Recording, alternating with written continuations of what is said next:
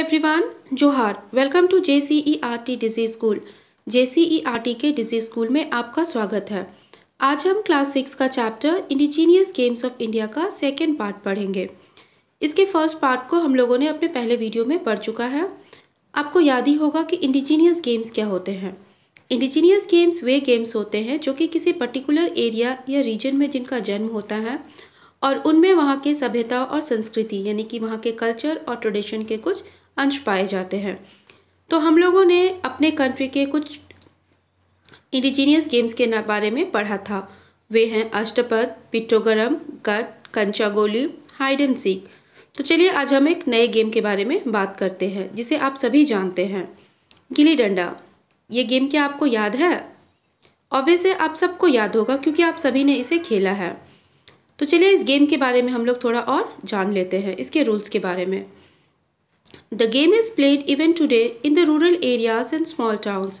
It is played with two sticks, a large one called a danda which is used to hit a smaller one, the gilli. Standing in a small circle, the player balances the gilli on a stone somewhat like a seesaw. The player then uses the danda to hit the gilli at a raised end, which flips it into the air. ये game आज भी rural areas यानी कि ग्रामीण क्षेत्रों और छोटे शहरों में खेला जाता है। ये दो स्टिक्स यानी कि डंडे से खेला जाता है। जो बड़ा स्टिक होता है उसे डंडा कहते हैं, जिसका यूज़ छोटे स्टिक यानी कि गिल्ली को मारने के लिए किया जाता है।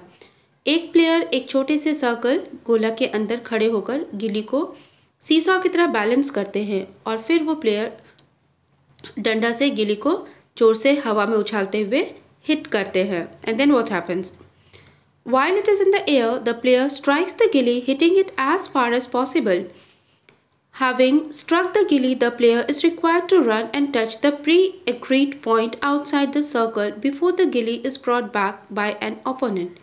This aspect of the game is similar to runs in cricket or home runs in baseball.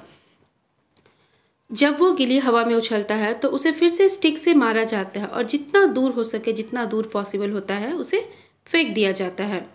गिल्ली को स्ट्राइक करने के बाद प्लेयर को एक पॉइंट जो कि पहले से ही डिसाइड होता है उस जगह के पास जाके उस पॉइंट को छूना है और ये पॉइंट सर्कल के बाहर होता है।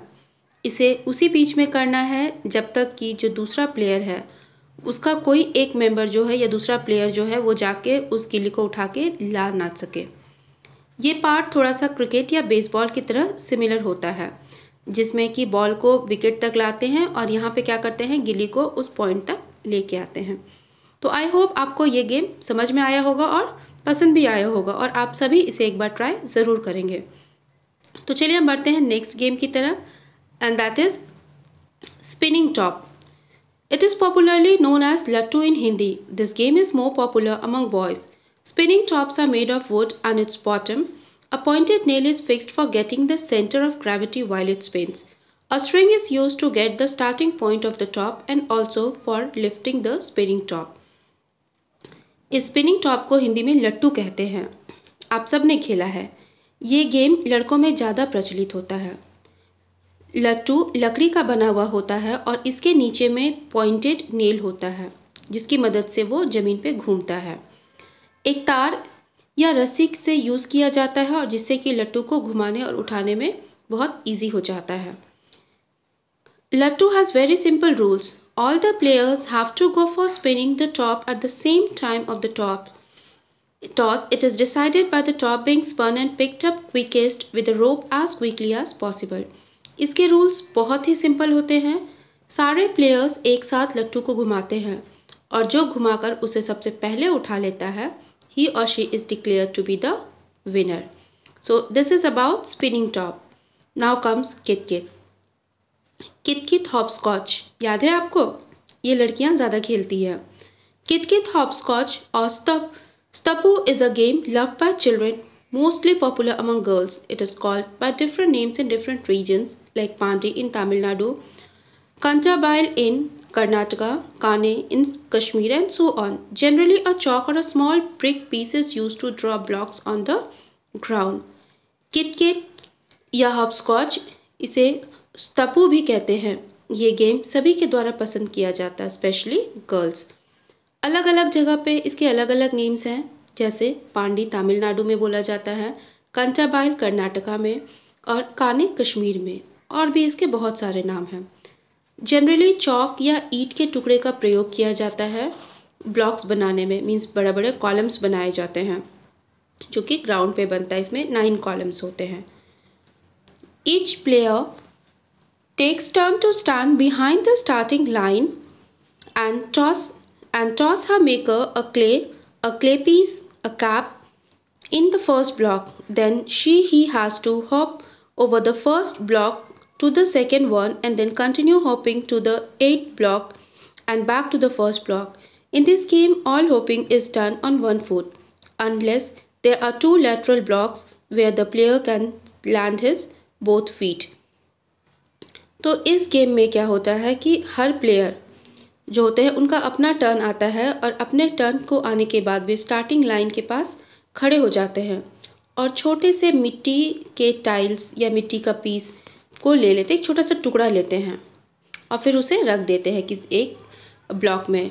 फिर वह प्लेयर एक पैर से कूदना स्टार्ट करता है, फिर एक एक करके वो सारे ब्लॉक्स में जाता है, फर्स्ट, सेकेंड, थर्ड, तीसरा, और तब तक वो 8th ब्लॉक तक जाते हैं और फिर वहाँ से रिटर्न आते हैं। तो ये जो कूदते हैं वो एक पैर से करते हैं जब तक कि दोनों पैर रखने का वो 2 ब्लॉक्स आ ना जाए। तो आप सभी को ये गेम पसंद भी आया होगा, एक बार ट्राई ज़रूर कीजिएगा। Now comes kabaddi. कबड्डी और hututu is a contact sport that originated in ancient India. In the international team version of kabaddi, 2 teams of 7 members each occupy opposite half of a field of 10 meter into 13 meter in case of men and 8 meter into 12 meter in case of women. Kabaddi या हुतुतु ये एक contact sport है, इसमें एक दूसरे को छूते हैं। ये एक पारंपरिक पौराणिक खेल है जो भारत में ओरिजिन हुआ था।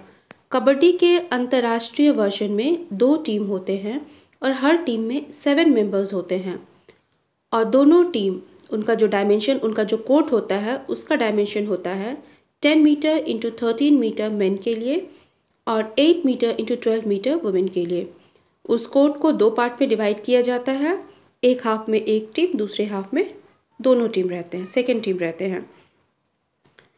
Each has 3 supplementary players held in reserve. The game is played with 20-minute halves and a 5-minute half-time break during which the team exchanges side. तो ये जो गेम है इसमें पहले से ही 7 मेंबर्स हैं, 3 सप्लीमेंट्री मेंबर्स प्लेयर्स होते हैं यानी कि अतिरिक्त, और ये गेम 20 मिनट्स का होता है। फर्स्ट हाफ 20 मिनट, फिर ब्रेक 5 मिनट का एंड देन फिर गेम स्टार्ट होता है 20 मिनट।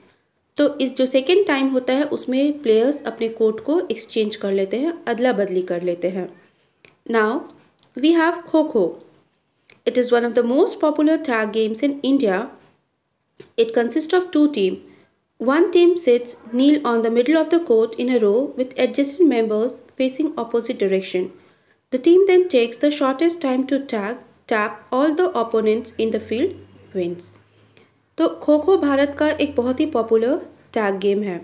इसमें 2 टीम होते हैं, एक टीम कोर्ट के मिडिल में बैठते हैं जैसा आप पिक्चर में देख रहे हैं, और उनका जो फेस होता है वो एडजेसेंट साइड में होता है। मीन्स एक का फेस अगर एक साइड है तो जो थर्ड मेंबर है उसका फेस भी सेम साइड होगा, फिर 5th मेंबर का सेम साइड होगा। तो इस तरह से वो लोग एक एक करके अपने चेहरे को उल्टा करके बैठते हैं, और जो टीम कम टाइम में अपने ऑपोजिट टीम के मेंबर्स को छू देता है तो वो विनर डिक्लेयर होता है। ये गेम बहुत ही इंटरेस्टिंग है। इसमें क्या होता है कि एक साइड एक टीम बैठती है, दूसरी टीम घूमना स्टार्ट करती है और एक एक करके मेंबर्स उठते हैं और वो उसको छूने का कोशिश करते हैं। जो सबसे ज़्यादा मेंबर्स को टच करते हैं he is declare to be the winner. So aren't these games interesting? Try to play them at school and home with your friends. तो क्या आपको ये गेम्स इंटरेस्टिंग नहीं लगता है? आप एक बार इस गेम को अपने स्कूल में या अपने घर पे अपने फ्रेंड्स के साथ ज़रूर ट्राई कीजिएगा। You will enjoy this game. So I hope you have liked this chapter. Thank you.